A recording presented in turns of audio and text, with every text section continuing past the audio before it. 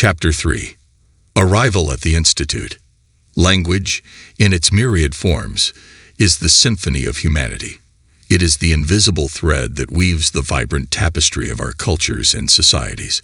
In our quest for universal understanding at ULS, we envision a world unified not by a single language, but by the collective power of all languages, each carrying a unique melody of human experience. The common language we seek is not of words, but of empathy, understanding, and mutual respect. After all, unity does not require sameness, but the harmonious blend of diversity. Head Scientist, Universal Linguistics Solutions, ULS. The air hummed with excitement as Zero Vex and Lyra Orion, dressed in their newly minted uniforms, stood before the towering glass and steel structure of the Celestial Guardian Institute. The first-year cadet uniforms were crisp and neat, meticulously designed to exude an air of discipline and purpose. Zero's uniform was a deep space blue, tailored perfectly to his lean build, with gold accents symbolizing the vast solar system they would be tasked to protect. Lyra's was similar, but it shimmered in hues of twilight purple, a subtle difference representing their assigned cohorts. Their uniforms were adorned with patches displaying their names, next to the gleaming emblem of the Institute, a celestial body cradled within a pair of outstretched wings. They exchanged glances, their eyes meeting in a moment of shared anticipation and trepidation. "This is it, Lyra," Zero said, his voice betraying a rare mix of excitement and unease. Lyra looked at him, her amber eyes shining with determination. "We've worked hard to get here, Zero. Let's make the most of it." As they approached the entrance, they were greeted by their assigned teacher, Professor Argan, a stern-looking woman with silver hair and spectacles perched on the bridge of her nose. She was renowned for her expertise in interstellar navigation, and her reputation for being rigorous in her teaching methodology was infamous within the Institute. "Zero Vex, Lyra Orion," she addressed them, her voice crisp and authoritative. "Welcome to the Celestial Guardian Institute. You are here because you have demonstrated potential. My task is to help you unlock it." "Yes, Professor," Zero and Lyra replied in unison, standing at attention. Professor Argan nodded, a hint of approval flickering in her eyes. "Let's begin your orientation, then. This institute is more than a school. It's a commitment to protect the celestial bodies we call home. Each corridor, each room has a purpose and a history." Zero and Lyra were led through the grand halls of the Celestial Guardian Institute by Professor Argan. The surroundings buzzed with almost palpable energy, a tribute to the bustling activity that seeped from each corner of the building. As they walked past an enormous glass-walled room, Zero halted. Inside, towering mechs lined the walls, their armor gleaming under the fluorescent lights. Each was a magnificent example of design and engineering, some humanoid, others looking more like intricate starships.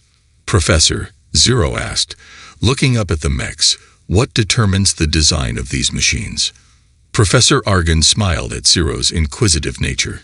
"Each mech is uniquely tailored according to the mission it's designed for," she explained. "Planetary combat, space exploration, even asteroid mining. Each task requires a different set of functionalities and abilities.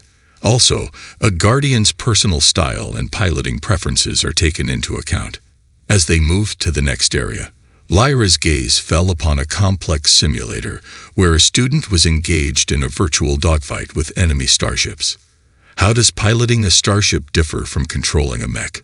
she queried, her gaze glued to the spectacular scene unfolding inside the simulator. "Well," the professor began, "while mechs are more about precision, strength, and agility, piloting starships is about understanding celestial mechanics, tactical maneuvering, and making split-second decisions while traveling at speeds exceeding 1% the speed of light." Their tour continued to the training areas, where Guardians were engaged in strategic space defense planning, with holographic projections of star systems, space stations, and fleets of the Stellar Defense Corporation, SDC. "Why is the role of SDC so crucial, Professor?" Lyra asked, staring at the complex layout of the space assets. SDC, she began, a hint of solemnity in her tone, is the shield that guards our technoclave. Thousands of governments and billions of lives depend on the space assets they protect. The satellites provide communication. The stargates ensure trade and travel, and the defense platforms guard us against potential threats. In the vast expanse of space, the SDC stands as a beacon of safety, ensuring our society's way of life. By the end of their journey, Zero and Lyra had a newfound appreciation for their responsibilities as future guardians. The Institute was more than just a school. It was the heart of their civilization's defenses, a testament to the grandeur of their mission. Professor Argon's words echoed in their minds. Welcome to the beginning of your journey as guardians of the cosmos. As the tour ended, Professor Argon turned to them. Your journey starts here, cadets. This institute will challenge you, mold you, and strengthen you. Do you think you're ready? Zero glances over at Lyra. He remembers the shadows trailing behind them, and the difficulties he had overcome to reach this point. There was an understanding he could never allow Lyra to learn the truth about his time in the crypto shadows and the stolen eye that got them here. Yes, Professor, they affirmed together. We're ready. Professor Argon's stern expression softened into a small smile. Very well, she said, her voice softer now. Welcome to the Celestial Guardian Institute. With their hearts full of anticipation and determination, Zero and Lyra looked at the institute around them. It began their journey, a new chapter in their lives. They were ready to face the challenges and embrace the opportunities that awaited them in the world of the Celestial Guardians.